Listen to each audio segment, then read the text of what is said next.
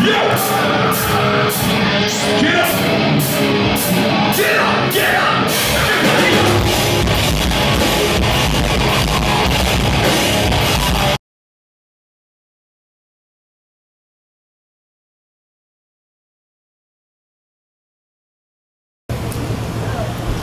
everyone, it's Claudio from FIU's The Beacon. I'm here at the Culture Room.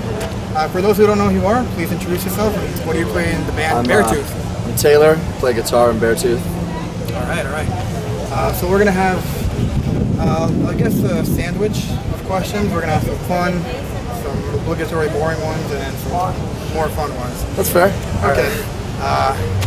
Let's start off. Parks and Rec. Yeah. Or Scrubs? Ooh, that's tough. I'd have to say Scrubs just because I've seen it way more. Yeah? Yeah, but I love them both. I feel you, I binge them like every week. Yeah, it's so good. Avengers or The Dark Knight? That's rough. You can only choose one. I'm gonna go Avengers just because I like Marvel more than I like DC.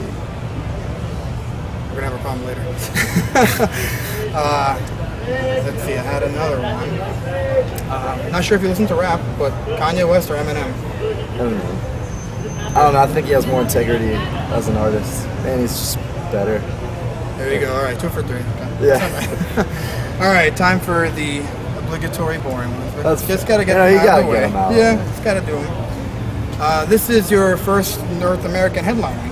Yeah. Alright, how's that feel? Like it's the first time you can finally get to play like last.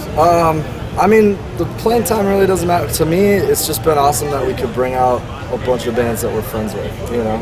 Like, there's no one on this tour that doesn't get along or that's like weird or thinks they're cooler than everyone else. Like, literally us and Vanna are like, they're like some of our best friends. Same with the guys in Siler. And, you know, the other guy, like Sirens and Sailors, Cam and Asha were friends with before the tour, and they're awesome dudes. And a lot of like me, we actually met on Warped Tour. And their management said they were looking for a tour, so we threw them on this one. And they've been great dudes. You know? I mean, it's a really cool tour. It's been a fantastic atmosphere. Everyone gets along. Everyone likes having a wild show. So, you know, we're all kind of on the same page. Yeah, very wild tour. Can't wait for you to see it. Oh, yeah. You guys were just on Warped Tour. Touching on that, I remember an interview you guys did around that time, or someone, I forget who, talking about how on Warped Tour you have to watch what you say. You know, just because some, I guess, parents sue for strange reason, a word hurts their child. It's more so how does like it feel? Safety concerns. Yeah? Yeah. So, you know, being on your headliner where you can, I guess you can get away with more. How's it compared to being on Warped Tour? You can. Honestly, it's a lot of the same stuff. Like, it's just what we say here, it only reflects back on us. So if someone gets hurt at one of these shows, the burden only falls on us. Where at Warped Tour, if someone gets hurt during your set, it doesn't really come down on you as much as it comes down on the whole tour. Yeah. You know what I mean? So I mean, people have gotten hurt before, and you know they made the decision to sue Warped Tour itself, and that really hurt Warped Tour. I mean, it almost put it under and put it out of business. So like, it was more of like an unspoken rule. Like, if your crowd's got crazy, your crowd's got crazy. You know, you can't help that. But there were just certain things that you couldn't say, you know, because people could sue you.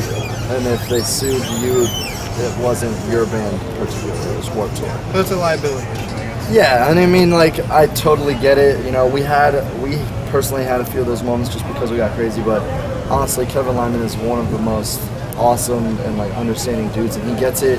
You know, like, when you put a bunch of punk bands and a bunch of hardcore bands, a bunch of metal bands together, you know, stuff's gonna happen, stuff's gonna go down, but like, he's trying to like cover himself a little bit because he's been doing Warped Tour for 20 years. Like, that's his project, that's his baby, and it's something that revolutionized our music scene. So a lot of, like, nobody had a problem kind of like sticking to those lines, because I mean, you can still have fun, you can still have crazy shows. There was just like certain things you couldn't say.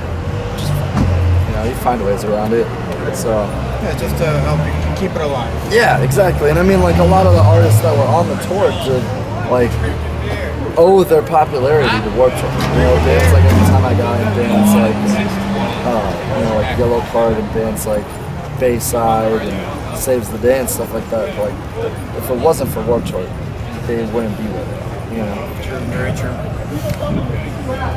So on to your latest album that recently came out in June, I believe, right? Yeah, June 10th. Right. Amazing album, by the way. Thank we you. actually have it in the car. Oh, hell yeah. Thank you, man. Appreciate it. Question I actually wondered while you guys were releasing the album is that you guys released it like basically a single every other day through like a different website. So what was the thought behind that? Our thing was like, if someone's gonna buy it, they're gonna buy it irregardless if they hear all the songs or not. So like, we just wanted people to be able to hear our music. Like, if you couldn't afford to buy it, we're not gonna like oh, you can't download our album or whatever. Like, it's the same thing as like when we take tours. We just take tours so we can play shows, so we can like meet new people and play for new people, and people can come to our shows and have fun. Like, so when it comes to our like with the EP, with the Sick EP, we put it out for free because we just wanted people to be able to hear it, you know. And I mean, that's the same thing with the album. Like, we streamed all of it, I think starting like a week before the album came out, just so people like kind of knew what they were getting into, you know. We don't want people to get an album, like, take the money from their wallet and buy it and be disappointed in any of it. So if, you know, if they listened through it and they didn't like it, then they didn't buy it. But I mean, like, a lot of people have, you know, bought our album and shown support for it, and for that, like, we're very grateful, you know. But we just try and give, you know, back as much as we can, honestly. So. Sounds good. Sounds good. You know, speaking of, because if people are they're gonna buy it no matter what. That also kind of ties into the illegal downloading part of, you know, just our age. So what's your stance on that? Because, you know, it happens a lot. Yeah, I mean, I download music, you know, but like for me personally, the artists that, not only the artists that I know, but the artists that I really love their band, I'll go buy their album.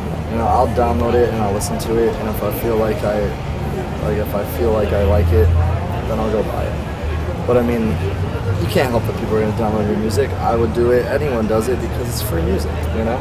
Like, music is so important to people that they're going to find any way possible to get it. And if it's free, you can't stop that. But, you know, I mean, we're kind of in the age of, you know, people pirating music, yeah, but at the same time, a lot of people support the music they love, so I appreciate that. And, you know, especially being, you know, an artist ourselves, like, that does help, that does contribute, that does matter. So it's just really nice. I mean, yeah, people download music and you don't see people selling millions of albums anymore, but that doesn't matter. As long as, like, if someone downloads our album and still comes out to a show or still buys a shirt or something like that, like, you know, just, if you like our music and you want to support us, that's great. If you don't want to support us, if you don't like our music, I understand, you know, that's fine. So, I'd rather people hear our music than, you know, not. So it doesn't really matter. Very understanding perspectives.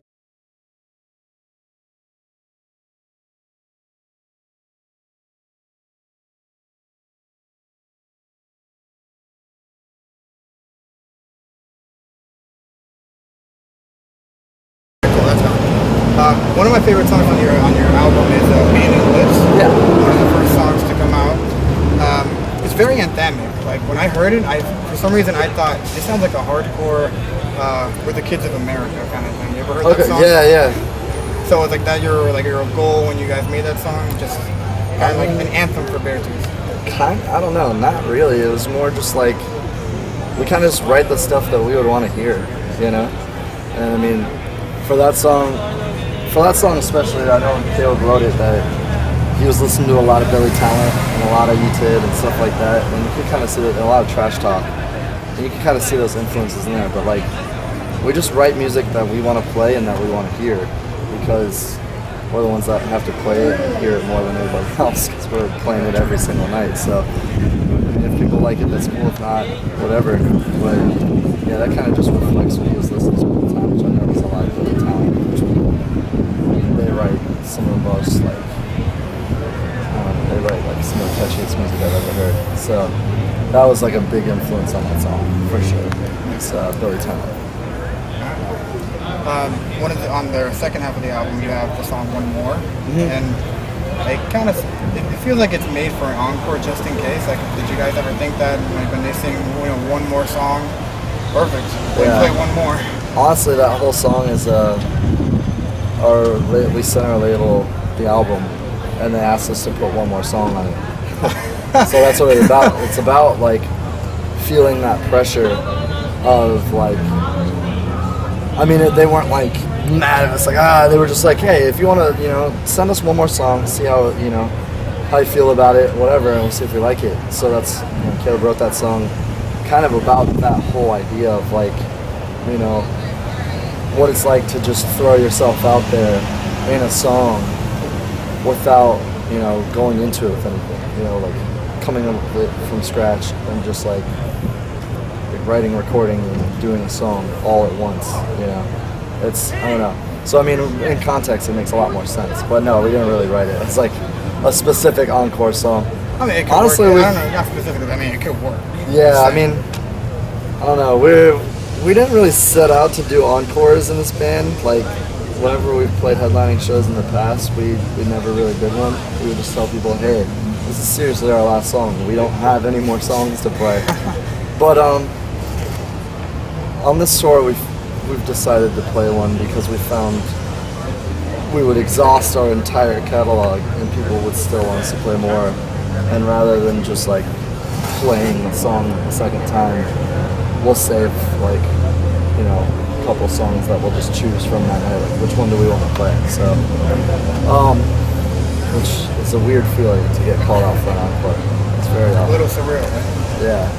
It's like, dude, we already played for an hour. Like, if you want more, we'll give you more. Like but holy, yeah. So I don't know. It's a cool thing, but very unexpected. So. Really interesting concept. I didn't think it would work like that. The whole one more thing. Yeah, I mean, really funny. Yeah, I mean, it was just Caleb kind of just that song is literally just kind of right off the top of his head, like the day that he wrote it. Yeah, it sounds like like sitting in my bedroom, just yeah, exactly. Sounds like he's just like straight up writing. Yeah, so it was. I really like that song. It's really rad. It's really good. Yeah. I know it's a little early to talk about a second album, but just in general, like, are there any styles or techniques that you guys would like want to try out in the future that you didn't on this custom? Or the second game? I don't know. We kind of just go for whatever we're feeling at the time. Like, there's very little premeditation when it comes to Beartooth songs. Caleb just kind of sit down one day, and then a day or two later, I'll get a song and. He'll ask us like, what do you guys think about it? And 99% of the time, we're all just like, yeah, it's awesome. And then we'll jam it together to see if it works live. Because like to us, that's the most important part. Is if it doesn't work live, we're not going to do it. Like we're not going to like leave something out of the set, and we're not going to start backtracking things just so it'll sound better. Like if we can't sit down and play it, then it's not going to be what the song is. So. Yeah, there's really nothing like specific where it's like, oh, we got to do this or this. It's just kind of like it's in the moment. Yeah, it's like what sounds like a sick ass riff, like oh, that's gnarly or that's heavy or whatever. We just kind of like a lot of it's just influenced by what we're listening to, especially with Caleb. A lot of it's just influenced by what he's listening to at the time or what he's listening to the day that he's writing it. He'll just get caught up in something and it'll give him ideas. And I've seen him write a song that's completely different than what he's listening to that day, but what he's listening to just kind of like inspires him or sparks something in his brain where he'll just like run down to his basement and I won't see him for like a day. No, I'll get a text. We have like a group text and they'll get a text message just like, hey, there's a new song in the Dropbox. And they're like, sick. Very nice. Ignorance is Bliss, a song. I don't know if you guys can play it live now, but yeah, we might. Who knows? We might. Okay. Song on the album, Ignorance is Bliss. It has some lyrics that deals with, I guess, depression, you could say. Yeah. Have you ever dealt with like any severe depression? How do you deal with it, or how would you? I mean, I have. A lot of it for me stems from just like personal grief over loss of family or friends and stuff like that. Not just to death, but like to drug and alcohol related problems and stuff like that. But I know Clover wrote a lot of that song just about like there's a difference between being ignorant to what you're doing to yourself and others, and being self-aware of what you're doing to yourself and others. And that's I know that's kind of what it's trying to touch on in that song. Is like when you're harming yourself, and you're not really aware of it. It hurts way less. It's easier to kind of just numb it and do whatever you want. But when you come to the realization like I'm still hurting myself and it's hurting everyone around me, that I feel like that takes even more like kind of devastating toll on me. And then that song touches on that a lot. So, but yeah, I mean that's pretty much what that whole song's about. It's just kind of like dealing with things. Pour away and then coming to the realization that you've been dealing with a lot of things in a very poor way. So yep. I guess the show's starting. Oh yeah, good old Live Like Me's on right now. Yeah. Alright, so because there's noise, we'll talk a little louder. Oh, it's alright. No, like no pressure, just in case noise hits us. Yeah. Okay. A lot of the songs here talk about internal struggle. With a lot what people do with internal struggle, they kind of look to religion. Is that something that you grew up with in your household? Like how was that present in your childhood? Personally, it wasn't very present while I was growing up. It's been more of like around the age of like 17, 18, it became like an important thing to me. And it's something that I really discovered for myself. It wasn't something that was really pushed on me by like my parents or my family. So for me, it's kind of different than most other like religious people or anything I run into. But at the same time, I don't really agree in organized religion. So I mean, I don't know. There's a lot of stuff that goes into my religious beliefs that I like having conversations with people, but I'm not covering all of it right now. But it's the same with Caleb. That'll be for like part 2. Yeah. He, growing up, his dad was a pastor, and his parents are two of the most amazing people I've ever met in my life. And he has a very strong background, so that's a very important part of who he is. That's not necessarily an important part of who we are as a band. Like for us, our only thing is we want people to come to our shows, and we want people to be free from whatever's getting them down in their life, regardless of what it is. And we just want to play music that people can like get it out, and kind of just let go and have fun. So, but when he touches on like religious aspects in the song, sometimes it's positive, sometimes it's negative. It's just all about his personal experiences with not only like his internal struggles dealing with like Christian faith and stuff like that, but a lot of it's just external struggles dealing with other religious people that are closed-minded. Like that's what the whole song "Dead" is about. It's dealing with people that are hateful and closed-minded, and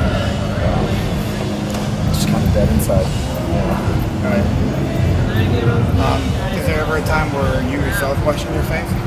Absolutely. I mean, I don't think people that claim to be, a believer of whatever religion they're in can truly believe something unless they've at least looked at it from an objective perspective and questioning why they believe what they believe rather than just blindly accepting it. So I mean, I feel like questioning your faith or your religion is an integral part of growing as a person, if that's going to be an aspect of your life. So yeah, for me, I absolutely have, but those periods are more about self-discovery than they are about like being outwardly hateful towards other people or people that believe what I believe or didn't believe what I believe. So there's some people that take questioning their faith to different levels where they harm others, and I personally don't agree with stuff like that. Is your faith something that helps you through like those times of depression or anxiety? Oh yeah, for sure. I mean, my faith has brought me not only into hardcore and punk and stuff like that, but it also brought me into the community of friends and family and stuff like that I have. So, and I know a lot of us really just rely on each other when we're going through tough times. I have a lot of friends that are going through tough times right now, and we're constantly in communication with each other, and it's all tied around, like having similar beliefs, but it's more the sense of having a community rather than having a bunch of people that believe the same thing. Like a lot of us believe the same thing, but it doesn't make us shy away from people that believe in other stuff. You know, it's more just like we understand that loving and understanding people is part of growing as like humans and as a human race. So.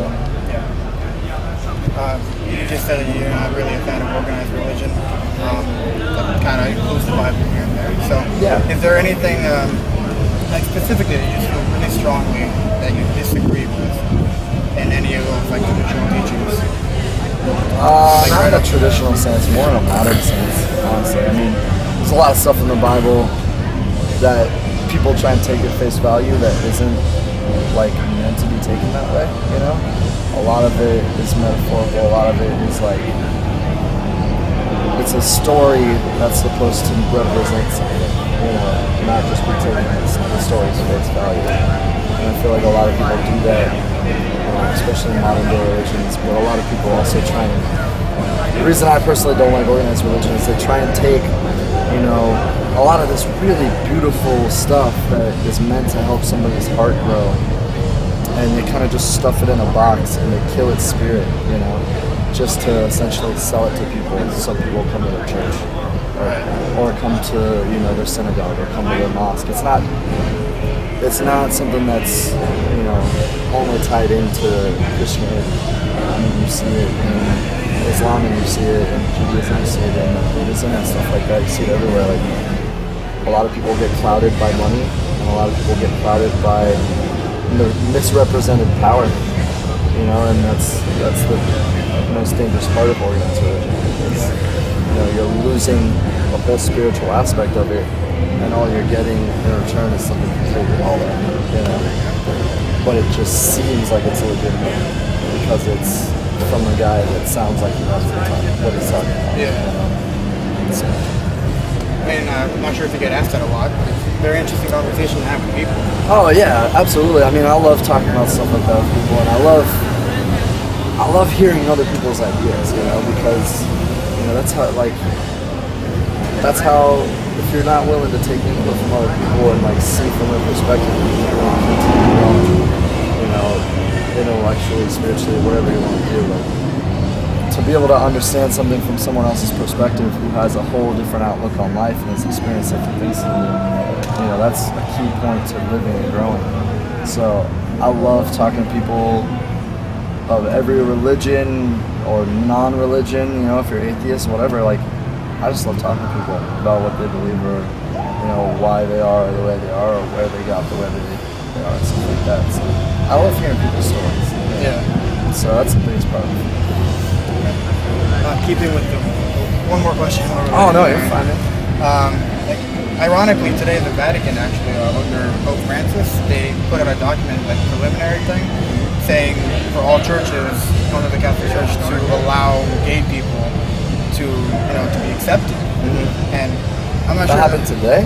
Well, okay, actually, I think the article came out today, happened yesterday. Oh, okay, because I mean, I've heard talk about it, but it's hard for me to keep up on current events. Yeah, I feel you. Kind of get trapped in a bubble in the tour, and then like you come out of it and you're like, wow, gay marriage has been legalized in 20 different states. I didn't even know. Yep. That's awesome. Well, yeah, there was something about that yet. It got legalized in like 6 new states, which I think is incredible. 2 of my uncles are gay. They were finally, I mean, they live in Florida. I forget which state they went to get married, but it was like the first 6 states that legalized it. They went to one of them and got married, and I can't remember which one. Because we were in Europe when it happened, and I was really sad I couldn't go. But, I mean, it's just beautiful. To me, loving another person is loving another person. Their sexuality doesn't matter, their skin tone doesn't matter, who they are doesn't matter, religion, whatever. It doesn't matter. If you love another person, you love them, you know. It doesn't change the fact that you feel connected to that person just because they're of the same sex as you or whatever. You know? So to me, that's just another step forward, you know, towards like a better world. Yeah. Especially like having a pope in a religion that's generally been conservative but also condemning at times of that lifestyle, stand up and be like, these people need to be accepted. It's like a monumental step forward. So that's awesome. I didn't even know about that. I heard about it, but I didn't know it actually happened. Fun fact. Everyone else who didn't know, fun fact. Sick. taking leaps and bounds in the world. That was actually my question. No, I didn't actually get to the question part. Was, you know, how do you feel that we finally get to this like big step? But you kind of already answered that. So. Yeah, it's incredible. You know, like, is that something like you, like, because you just said your children are uncles are gay. Like, is that something you saw growing up, like that, like discrimination against them, or like any, like a friend of yours? I've had a lot of friends that are homosexual that have been discriminated against. I don't know. I have very like culturally and spiritually and I won't say sexually diverse, but like sexuality-wise diverse friends. Like, and it's just, I don't know. Discrimination is a harmful thing because it's all bred from ignorance and it's all bred from selfishness because nobody wants to take a step out of themselves to understand where another person's coming from or why they are the way that they are. So to me, it just makes me sad. But when I hear about stuff like that, like it's very encouraging. It's very beautiful. So I don't know. I mean, I never personally saw my family members be discriminated against. I know that's happened, but I've seen a lot of friends and stuff like that be discriminated against. You know, when I was younger, I faced it with anger, and I faced it by getting in fights with people, and like, because I felt like I had to stick up for those people. But as I got older, I realized that there's smarter ways to stick up for people that are being discriminated against. You can't always just fight someone's problem, you know, with your fists. So, yeah, I mean, on that end, you know, it's just a better step forward than a step backwards. Always a good step forward. Oh yeah. All right, so we've come at the outer part of the sandwich.